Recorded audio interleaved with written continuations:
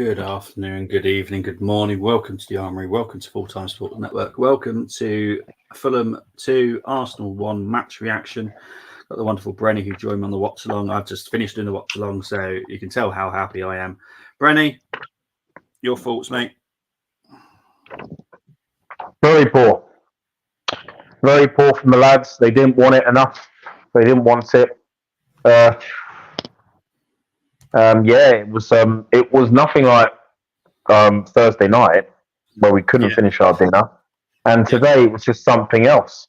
I hope I'm wrong, but it seems to me because Fulham didn't have to do a lot today.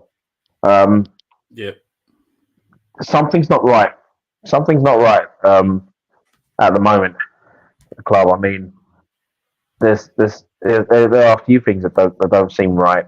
You know, within the players, maybe amongst themselves, maybe the manager, maybe because I feel the team is micromanaged as well. You know, something's not right. You know what I mean? And it's been like that even when we were winning games for me. And something has to be done.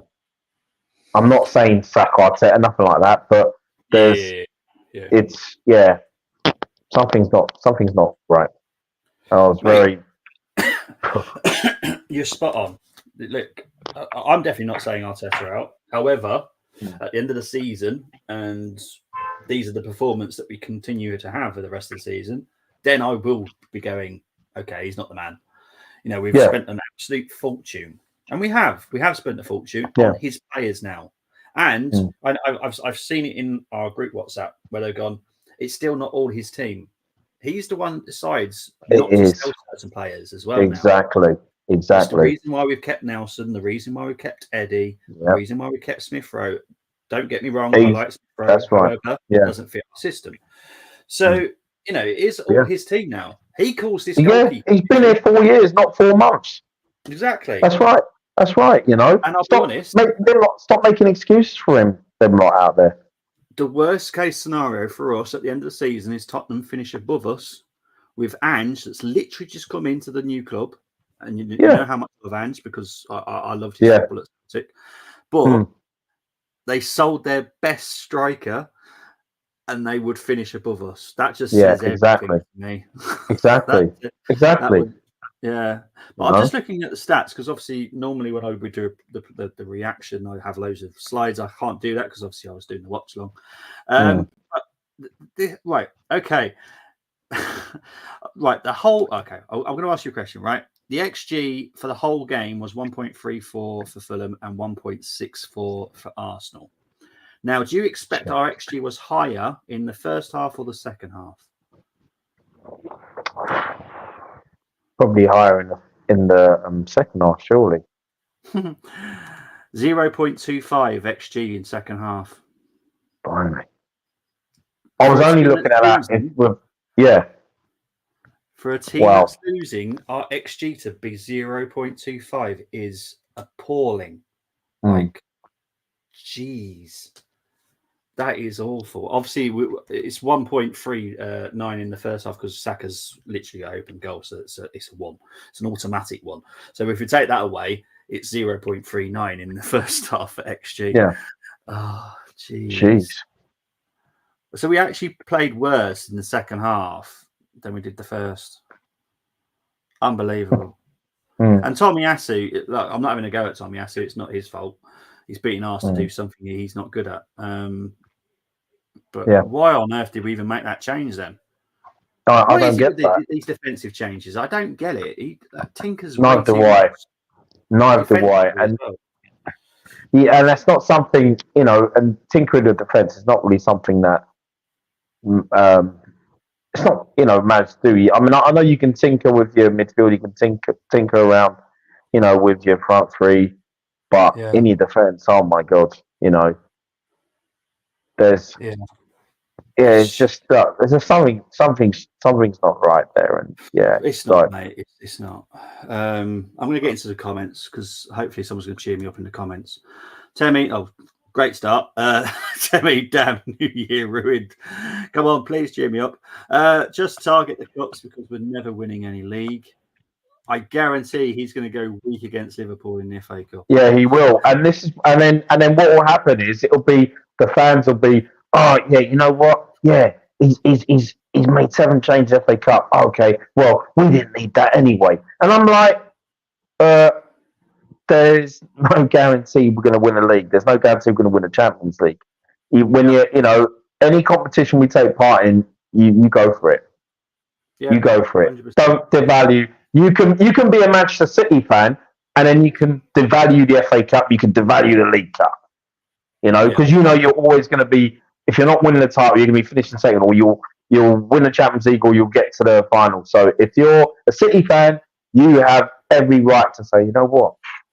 Oh well, we'll win the FA Cup. We've did that. You know what I mean? We'll still be there for the league title. We'll go on a 15-game winning run. But so basically, for us, it's like a case of with certain fans as well. It's like at times we're a big club and at times we're not. At times if we've been in the FA Cup, we are a big club. Then we must be a big club to be going for the bigger things. We're obviously a big club, and then I don't like the small club mentality. I hate it. I'm sick of it. Yeah. Yeah. I've always classed us as a big club all the time. And me too. We've always been a big club. Me too. Always. Always. And it's not just like Arsenal hat on or these tin hats that people say, but Arsenal have always been a big club. Not always title challengers or title winners, but we've always been a big club, a team that respected. Silver one saying pathetic. Can't question anyone who is negative anymore.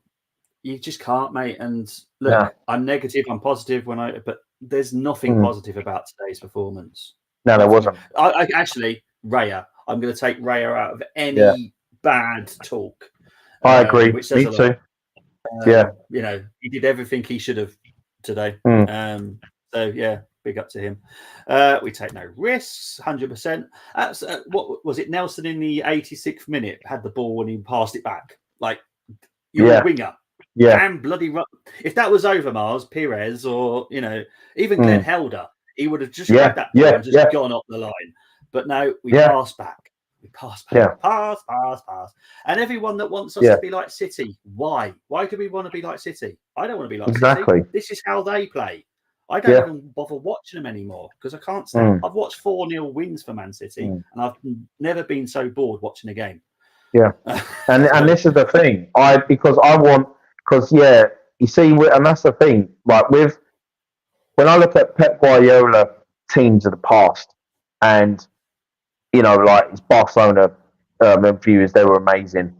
Bayern Munich didn't win the Champions League, but they won the league. I mean, he's had great squads regardless. Even when he came to City, needed to tweak a little bit, and and he's reaped the rewards. For me, being the Arsenal, I want us to bring what Arsene Wenger did for us in terms of football, because we've always played good football under him. But I thought between 2001,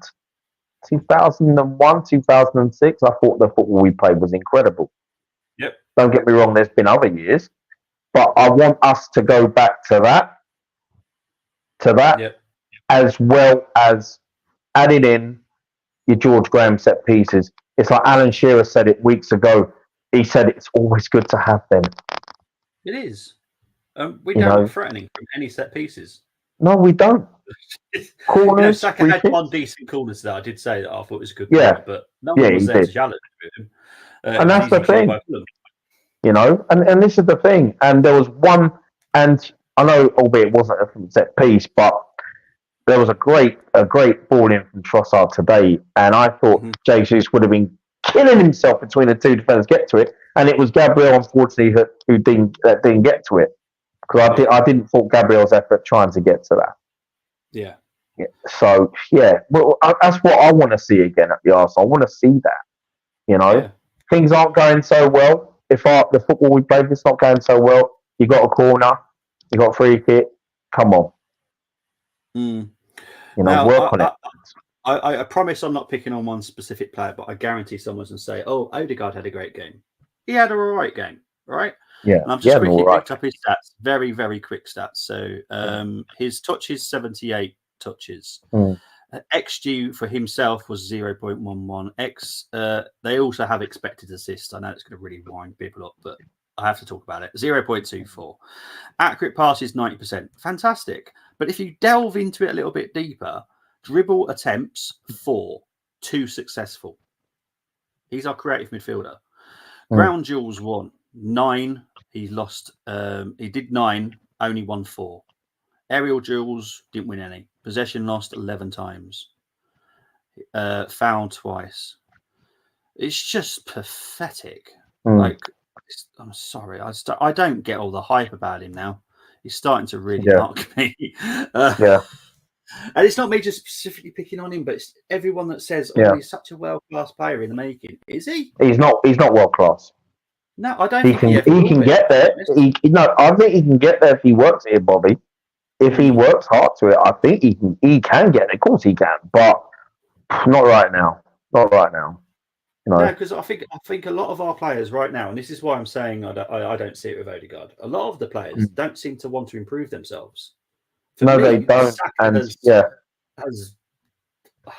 want to be careful how I say it, but Saka's got worse. Better. Martinelli the same.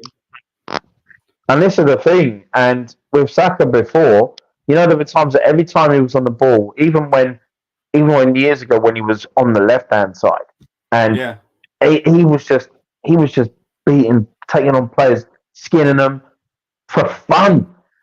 Fullbacks hated it, but now when you look at when he gets selected on the right, it's like managers now are basically telling the left backs, right, we know exactly what he's going to do, or they're telling their right backs, right, this is what he's going to do, this is what you do. We know exactly what he's going to do.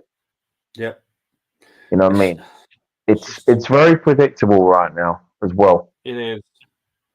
There was no excitement today for me. No excitement. No, there wasn't. Whatsoever. There wasn't. And I'm not even going to pick on Eddie. Look, he's not going to get a great rating, I'm guessing. But that's not because he had a bad performance. No. He didn't play to his strengths.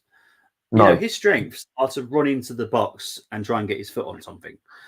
That's his strength. Or running off one of the defenders. We did that, I think, once, and he had one chance. And that's the thing. And he wasn't given those sort of balls, was he?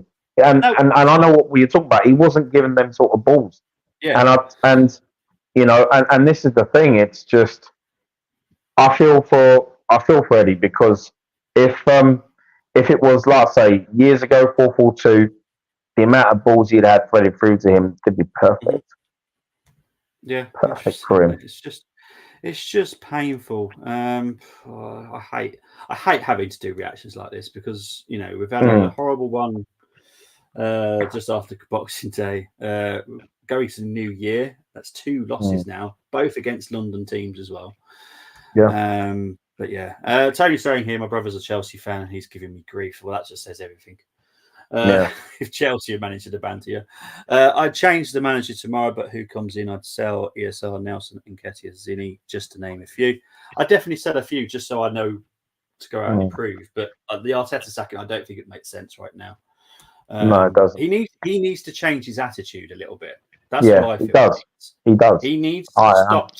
Because, let's talk about Balogun, right? So the reason the Balogun left, everyone thinks, it's because, he wasn't going to make it. It's because he's got an attitude. Yeah. As soon as you show any sign of attitude, same as Guendouzi, you're out of the club. It's as simple as that. And I want people to have attitudes. I need it because it shows they show heart. And you're right about that. And the Guendouzi thing, what annoyed me was what he showed, the passion he showed for his teammate at Brighton that day. And a lot of Arsenal fans were moaning about it. I thought to myself, oh my God. I remember that at the time, I was thinking, okay, take yourself back years before, right? Let's go back to 1990. What would you have said then?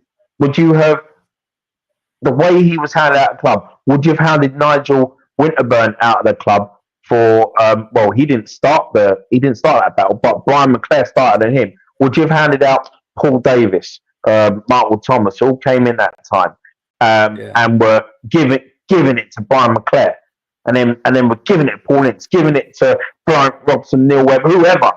Would you have then said, oh, nah, that's not on. That shouldn't have happened. Oh no. Oh, Thomas has got to go. Oh, Rogott's got to go. Oh, yeah, and then George Graham did the right thing. Yeah, in getting rid of those players. No. The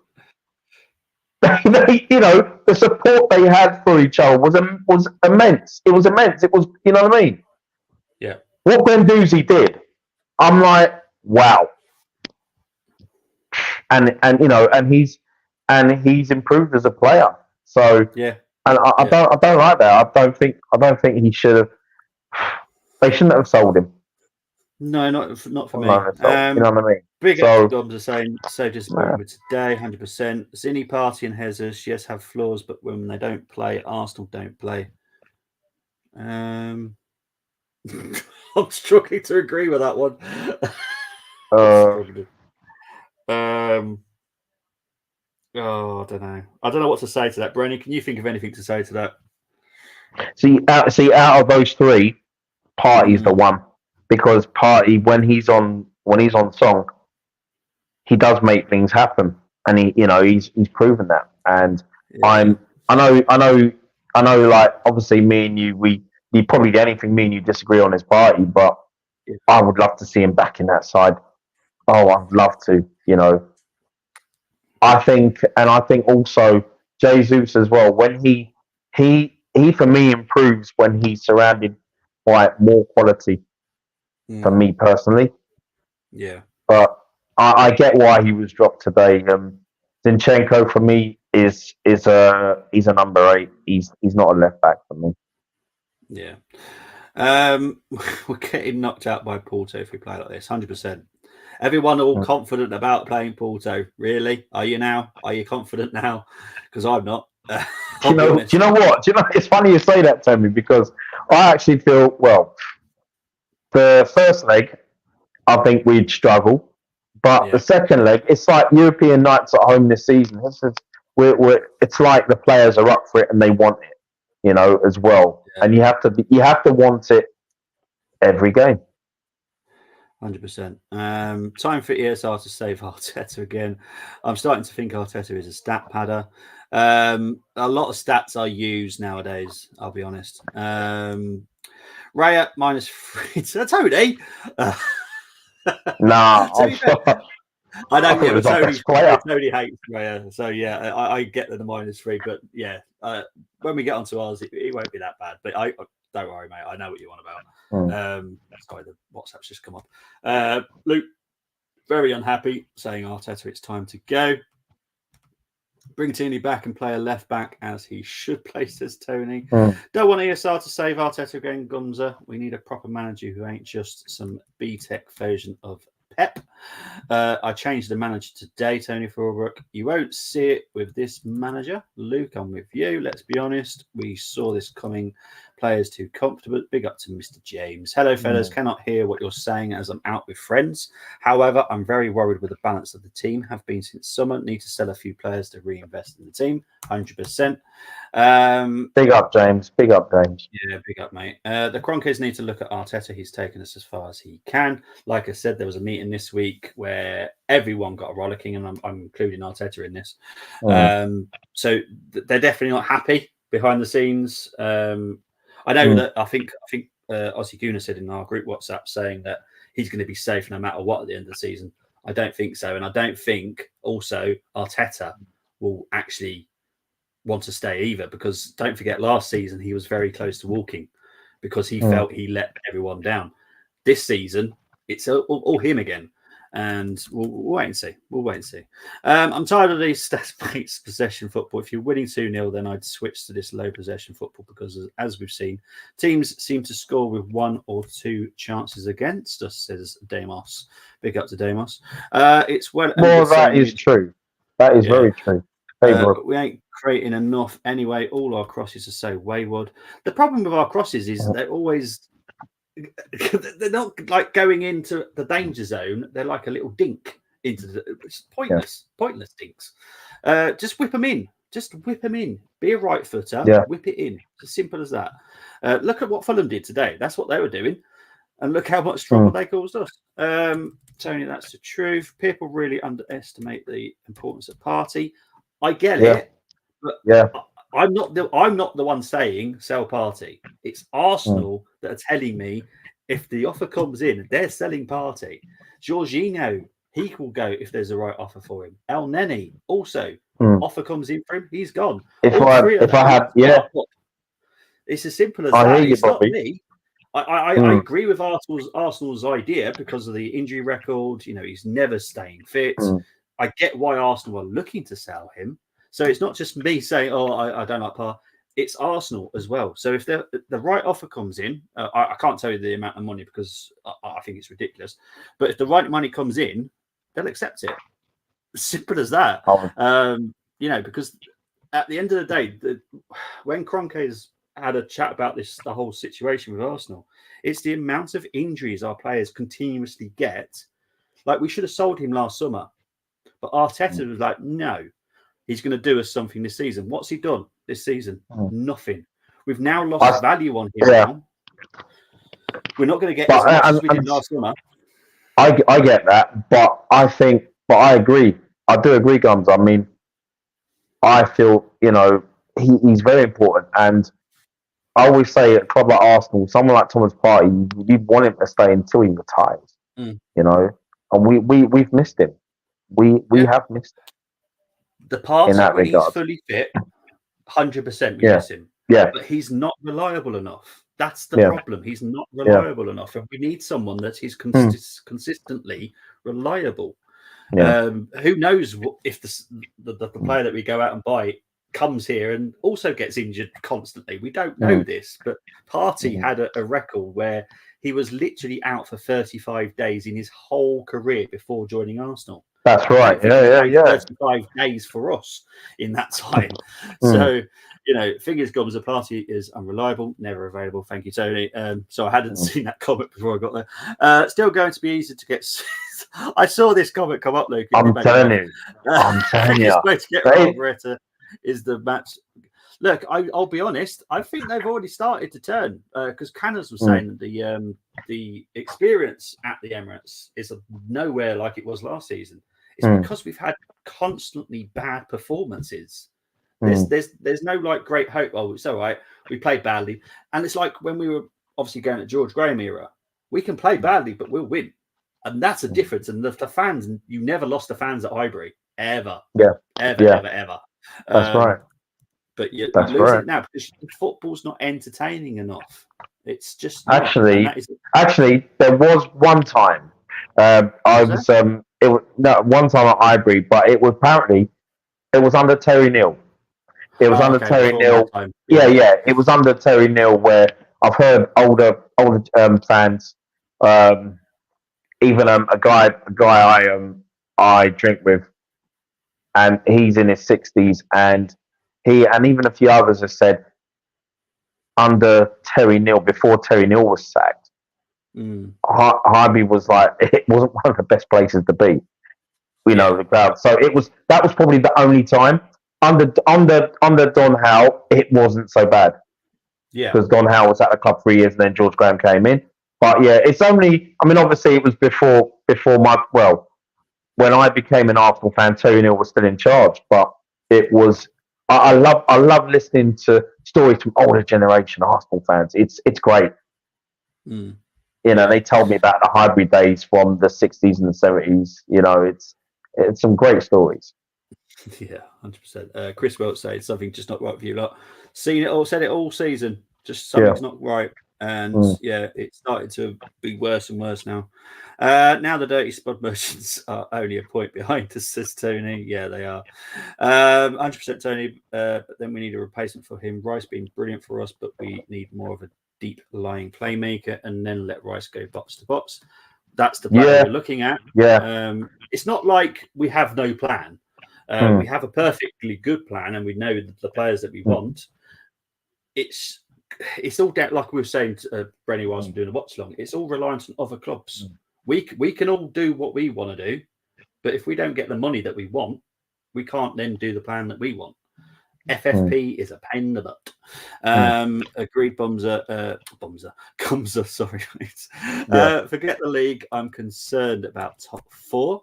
That is a big possibility. We said it early on the watch long. There's a big possibility we might not even make top 4 with the way the teams are performing. We lost to West Ham, but performance was 10 times better than today. I wouldn't say it's 10 times better, if I'm honest. Yes, because we lost. Yeah, I don't think it was better than today. It was. Sorry, it was 10 times better than today. Yeah, sorry, Gumza. Yeah, no, I agree. This whole day, man. I haven't even had a glass of wine yet. Yeah, man. I thought the West Ham performance. Yeah, the West Ham game I thought was better than today. Definitely, 100%. Yeah, it wasn't 10 times. It was like a little bit better. You know, we created more chances, but that's about it. It was still very, very poor by Arsenal because we didn't put the chances away, as we keep doing. Please tell me why you stick up for a player who has a handful of games a year. That's why our club is where it is. Like I said, the whole thing's changed this week. KSE are not happy with that situation. So if the right offer comes in, he's off. And then we have got a plan for when he goes. We're playing different in the Champions League. It's because it's always been the same way. And it's I don't think it's really that we are playing very differently. It's just the style of football is different in the Champions League. You know, they don't play like they do in the Premier League. I think the Premier League is one of the hardest leagues in the world to play. It's like the Championship now as well. That's got extremely hard. Champions League, it's more of an open game. It's much more fun to watch, which is why I think most of our performances have been better. Terrible performance. Big up to Gunnar King. Saka and Nelly playing too many games. We miss Partey's versatility on passing forward. Yeah, we need a striker, but the problems don't start and end there. 100%. But look, this is why we're looking at Ibrahima Salah. As I don't know what the word used, backup, but it is going to be technically a backup to Martinelli because he plays on the left. But it still doesn't look. There is a simple option with the Saka. Give Kozia Dubry Dubry. You know, we don't even need to spend money on it. Just give him a couple of 10-minute performance. You don't even need to give him a whole game. Just give him like 10, 20, 30. Then maybe you go, oh my God, let's start him. Let's rest Saka for a whole game because Kozia can do it. You know, that's how it's done. Temi's done his ratings. We'll get onto those in a minute, Tem. I'm the one, say Partey. He's a liability, 100%. I'm not against getting rid of Partey, but only if we bring in an immediate replacement. But I'd rather put that off until the summer. It probably will be put off until summer, mainly because I don't think we're going to get the money that we want for Partey in January. But you never know with the Saudi leagues. No one is prepared to see how much they're going to spend yet. No one knows. It all depends on the Saudi leagues. Arsenal need a natural centre midfielder to add to Rice, Partey, Odegaard, Havertz on natural cams. You need striker and you need better bench. This is why we're looking at Zubimendi. Zubimendi is clearly quality. If we get Zubimendi, I'll be well chuffed. Don Howe laid the foundations for George Graham when we became boring Arsenal. We became boring Arsenal, but I still remember very good games, and even the games where we were boring, every single fan loved it. To be honest with you, I mean, if you can remember back far, I mean, I remember the time when we became boring. I thought was when Rocastle left the club in '92, and he went to Leeds, and we lacked creativity, and Paul Davis was in the reserves in that first season of the Premier League for ages. He was in the reserves. He had some falling out with Graham, and then he was brought back. He was brought back into the team. We had some creativity, and we then got some creativity back. But I just thought 92-93 season, like the first 6, 7, 8 games of the season, we played some good football, and then it was just different. You know, it was just different. And then I thought we were labelling to a lot of boring 1-0 wins, and then, you know, we won those 3 cups. But I thought when Graham first came to the club, if anyone ever goes onto YouTube and check out highlights of games, or from say 86, 87 and onwards, up to the times when up to 92, we played a lot of attacking football, great attacking football, win, lose or draw. So I don't think we were boring during those times. Even when we won the league, we played some great football. The side of 91 could have been the Invincibles, and only lost to Chelsea. And we played some great football that season. I actually felt that we were a better, stronger side attacking wise in 1990-91 season than we were in 88-89. There you go. See, Brenny is so yeah. I guess Arteta out trendy today. Yeah, I'm sure it is. I'm not saying it, but I there's a good chance at the end of the season, I think we might have to move on. But you never know. Yeah. We're only halfway through the season still. Come May, I expect celebrations. We're in the hunt still. So do I. What celebrations in May, mate? Our midfield balance must be figured out, but too early to bouncing off walls, says Bargov. I can't wait to go to Disneyland. Can't wait for Pinocchio's press conference. Yeah, it's going to be interesting. That Champions League run is number one priority. Still no offense to Uckers. It's the biggest thing needed to be completed. If we don't put our chances away, I can't see us winning that either. We still need to score goals. I loved boring Arsenal. Boring Arsenal stopped traffic jams as a way supporters could leave early once we went nil up. George Graham days at least could defend properly. We had wingers that would put crosses in for a proper goal scoring centre forward like Smudger and Wright to score from 100%. I get fed up with this cutting in, going onto my left foot, going onto my right foot rubbish. Just whip a cross in. Stop traffic jams.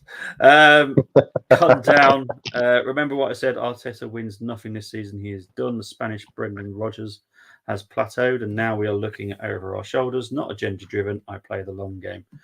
I get it. Look, there's no way Arsenal will sack him today. There's no way they'll sack him tomorrow.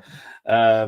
Look, obviously, if we went on a run of 7, 8 losses, then I'm sure they'll pull the trigger. But we've lost 2 games. The performance is not there. That's what's concerning me, is the performance. We've got Liverpool next in the FA Cup next weekend. Then we've got a 2-week. Well, you guys have got a 2-week break. I've realised that Arsenal are playing Watford in the 4th round of the FA Cup. Yeah, that's right. So I've set that up as well. And then we're playing Crystal Palace. Is that at home? Isn't it? It will be at home. Yeah. Yeah. And then we've got Liverpool again in early Feb. Is that right? Yep. And West Ham as well. We've got them around that time as well. That means retro for West Ham. I'm going to enjoy that. We've got something to look forward to now. Yeah, okay, West Ham. As long as it's not the one with Leroy Rossini and David Kelly, because I ain't choosing either one of them, man. Jesus Christ. Winning the FA Cup won't be enough, and I love the FA Cup. Mate, even if we won the FA Cup this season, we finish behind Tottenham, because that's how I'm putting it, behind Tottenham, and we make it to the quarterfinals of Champions League. Yeah. That's not enough for me. Yeah, that's not progress. It's an FA Cup, but it's not progress. That's a but we'd still be happy with the trophy, of course. But yeah, I get what you're saying, Bobby. I'm not. I get what you're saying. I don't celebrate Tiger Cup. Yeah. I don't think it'll be enough for the KSC, to be honest, because the amount of money they've put in. He will put youngsters against Liverpool and throw that away. Yeah, I've got a feeling it will be a Lewis Kelly debut next weekend, if I'm honest. At home, Bobby, does it matter? It kind of does with Crystal Palace, because I don't think Crystal Palace are that good away. They're quite good at home. But honestly, if we lose that to the Owl Man, like seriously, no. Yeah. Right. Let's actually talk about the game now. We've obviously gone through all the stats, so that's done. But let's talk about the actual starting lineup. A lot of us got what we wanted. We wanted no Zinni. We wanted something different up front. I think a lot of people wanted Martinelli out of the team. So look, it is what it is. Right, we're just going to go straight onto ratings, mate. So Raya. Just give Raya a 6. He weren't at fault for the goals, and you know, I liked him today. You know. Yeah, 100%. Benjamin White. Oof. Oh, 5. 5. Saliba. Not his best game today. I thought I mean, well, for me, he gets a 6 today. Silly yellow. He was lucky. Well, you heard me. Yeah. It could have been worse for dissent, but it gave ball away times, and wasn't his best game, but it happens. It does. Gabriel. Gabriel,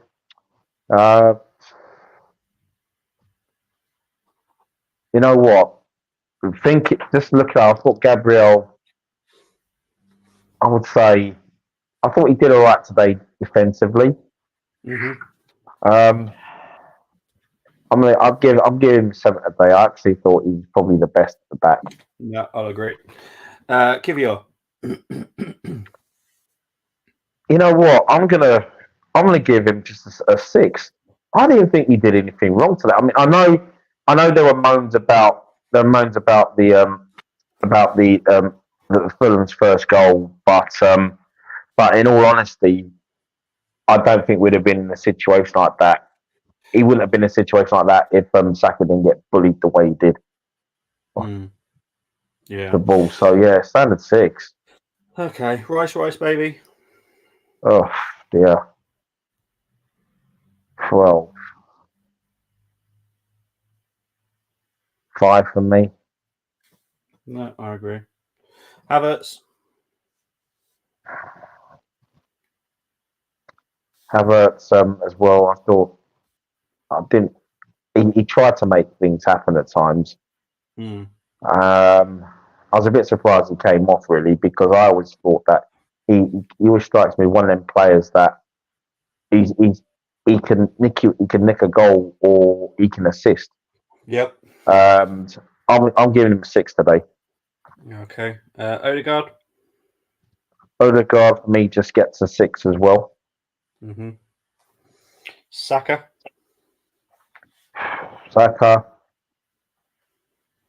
Yeah, he scored. He to be honest, he looked better against West Ham. But no, he did, and you know, I'm giving him a 6 today. But what I did like about Saka, not even about a goal, I thought the late corners, I thought deliveries were slightly better. Not all of them, but I thought, well, yeah, you know. Yeah, I agree. Martinelli made a really good start. I felt, to the game. And then he just faded away. So he gets a 6. 6. Eddie as well. He gets a 5 today, but he was not our worst player. No way. No. Mate, yeah. I think with the 5, it's not a case he had a bad game like for me. White did. It's just he just couldn't get into the game, and we don't play to his strengths, so we never do. No, we don't. No, we don't. And that's the thing. And like you said, that one effort he had wasn't the easiest. I mean, I've played up front before. They're never easy ones. You know what I mean? Sometimes with them types of strikes, you do need that bit of luck as well. And but he needs more of those sort of balls when selected. Yeah, I agree. Oh no, Arteta's upset. Good, so he should be. I'm saying it again. Mikel Arteta is starting to give me Brandon Staley vibes. It's an NFL reference for people that don't know what's going on. Ray at 7. I'm not going to get my way, so I give up.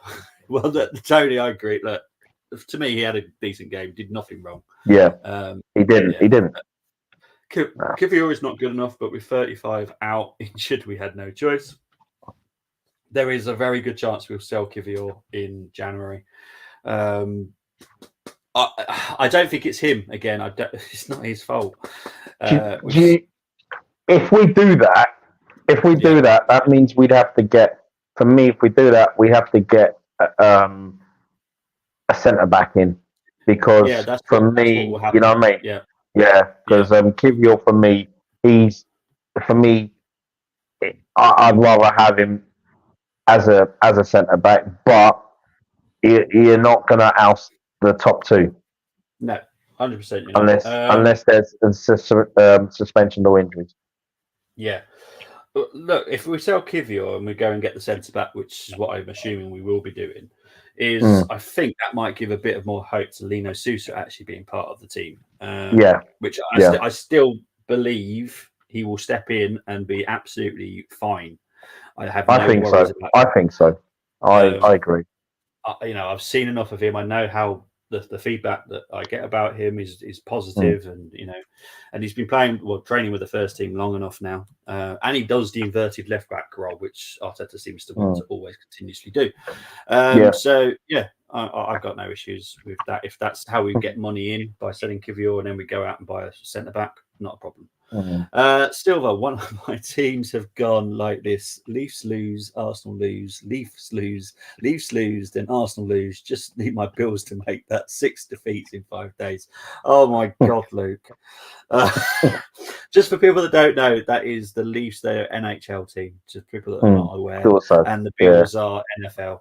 But yeah, that's painful, mate. I have to be honest. I hope you get a win soon.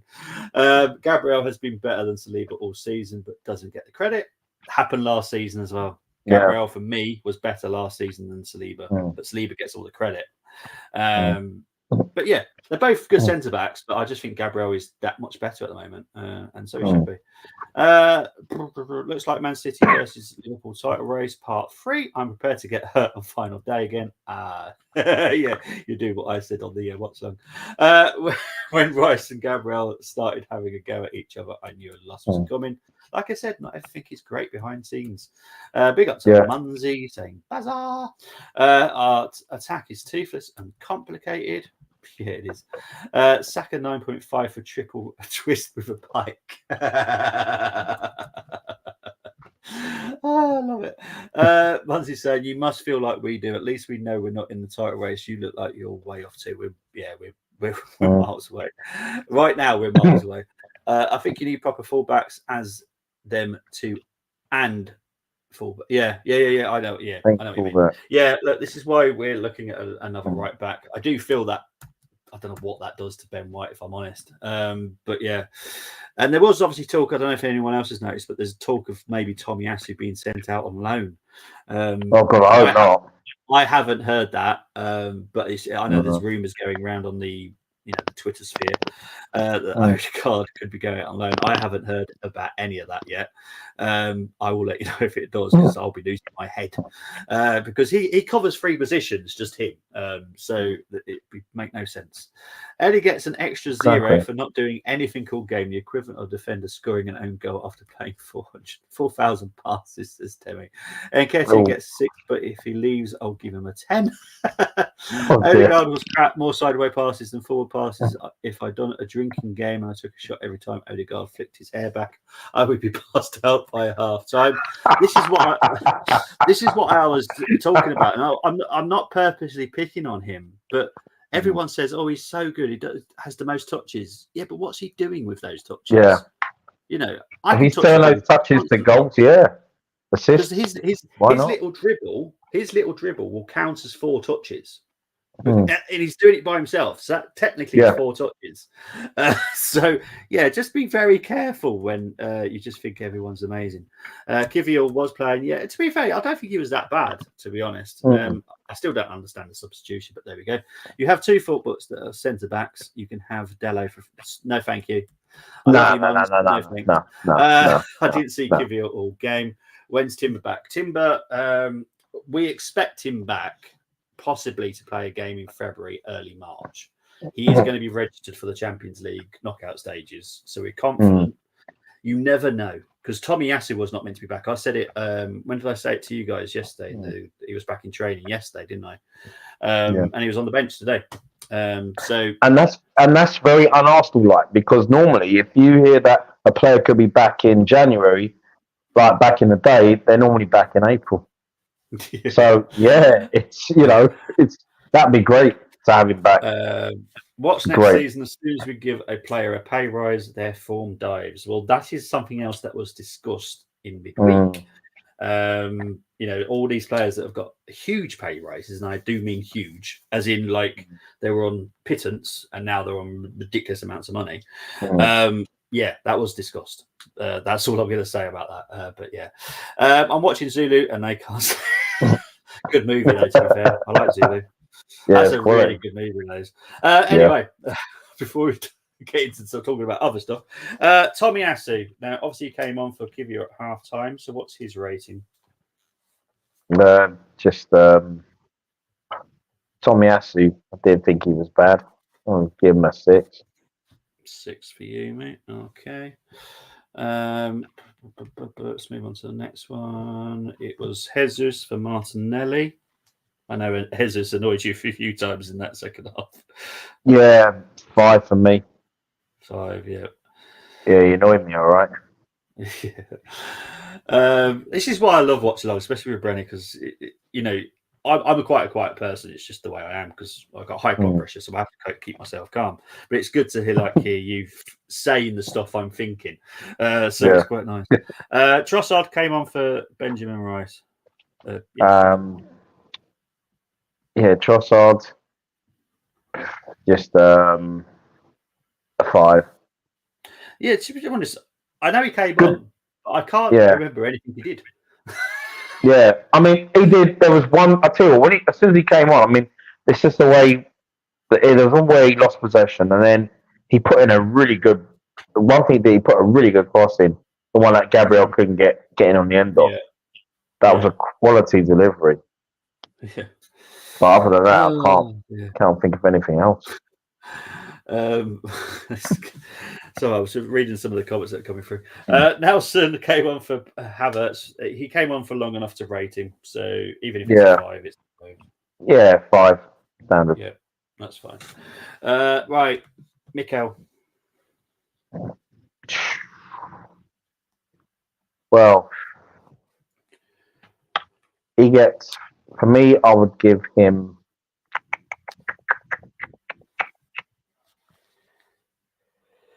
I'll give him a 5, and I thought the 11 he put out was good enough to win the game. Yeah, and I don't care if people disagree with me, right? Because it's my own opinion at the end of the day. But I just feel as well that there's something not right with 100%. with the players on the pitch. With himself. If that's the case, then they really need to have. He needs to have a discussion with his players about this and just hash it out. Just squash it. Because Liverpool next week, they're going to come along full of energies. FA Cup, they'll fancy themselves, so they need to pick themselves up and at time and just go back to how it was last season. Yeah, obviously we got a 2-week break after the Liverpool game. That's right. Yeah. So and stop micromanaging, because that's what it looks like to me when I see it. I've seen that the whole time he's been our manager, and I don't like it. The players are quality, and to be fair, he was never that good as a player. So no, he wasn't. Just let them do what they need to do. Yeah, because I felt at times. Yeah, I agree with you. Sorry to interrupt you, but I mean, last season, it's like he just let the players loose. Yeah. Beginning of last season, it was like, wow. And all of a sudden, it's like, what's going on? It's so frustrating. Yeah, I'm going to get into these comments because they're making me giggle now. Right, let's have a look. At this point, I'll take Park Chu-young over Eddie in attack. I will say it's not Eddie's fault today. I'm not blaming him at all. We just weren't playing to his strengths. He's a very different striker to Jesus, so you have to play a slightly different way. And as a winger, I'm a right back, so as a right back, I would also whip in crosses. But that's what wingers do; they whip in crosses, and we don't do that. We cut inside, which means what that does. It gives the defence more chance to get back because you're not doing it first time. Because you're cutting back, you're going onto your next foot. That means that those extra seconds, those defenders have got back in their positions better. So it doesn't help us at all. At this time, Temi, I'll take Bruce Lee. Arteta, I put him on the front line. Sulu, that's a bit harsh.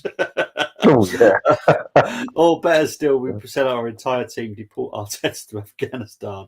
I swear someone's going to probably come up with Ted Lasso next.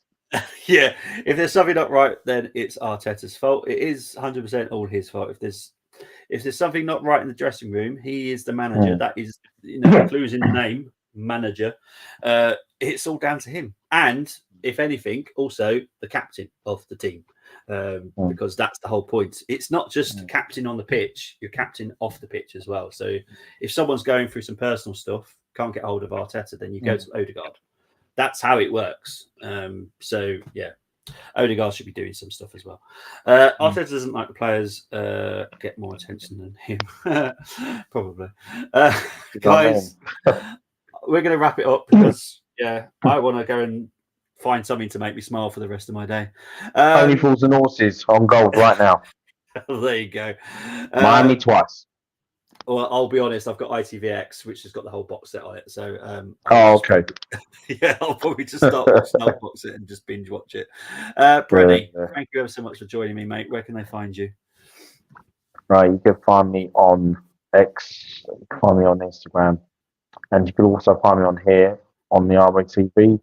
Like, share, subscribe, and Happy New Year to you all. There you go. See you next Happy year. New Year to you all. Yeah, exactly. We'll definitely see you next year. I'm not sure when I'm doing the preview for the Liverpool game due to the fact I'm doing the Tyne-Weir Derby next Saturday. There's no way I'm not watching that. That's going to be a classic game. Can't wait to watch that. So it's either going to be on the Saturday night or the Friday night. I don't know yet. And to be fair, the preview is going to be weird because there's going to be no form because that means nothing because I've got a feeling both teams will go weak. There's going to be no plays to watch because it's pointless because I don't know their lineup. I don't know our lineup. So yeah, it's going to be kind of a short show. So I think I might do it on the Saturday, but you'll see because it will be set up and ready to go when it's ready. But the retro challenge is the most exciting thing. That's already set up. I know what it is. I know the game. So yeah, it's going to be fun. Guys, have a very good New Year. Thanks for being here, Bobby and Brenny. I'm joining the listeners. Guys, thank you ever so much. Sorry we weren't better. We've got nothing really positive to say because there's nothing positive to talk about that. But guys, we have to be better. Take care. Take care. Bye bye.